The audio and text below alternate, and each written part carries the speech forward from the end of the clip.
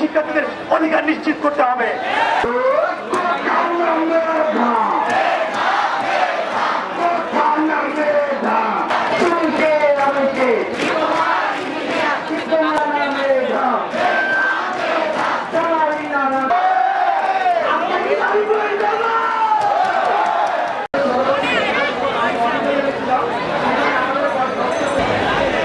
আরেকজন আহত ভাই আমাদের, তিনি আমাদের কাছে বক্তব্য রাখবেন।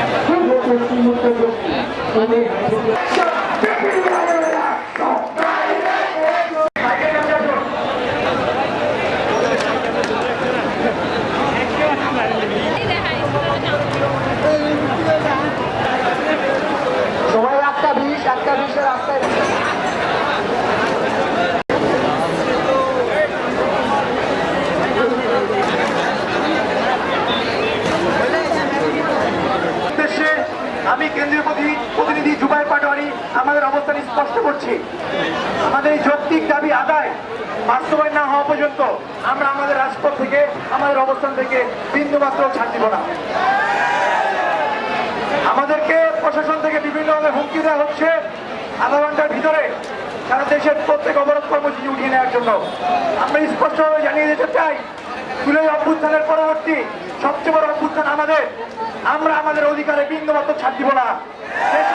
দেশের উন্নয়ন যদি কারিগরি শিক্ষার্থীরা করতে না বেঁচে আসা কোন চা লাগি না।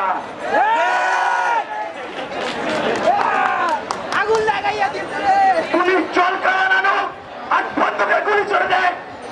জীবনে যেভাবে আমাদের ভাইরা বন্দুকের সামনে ফুটপাত করে দাঁড়িয়েছিল, আমরা কামানের সামনে দাঁড়িয়ে থাকবো।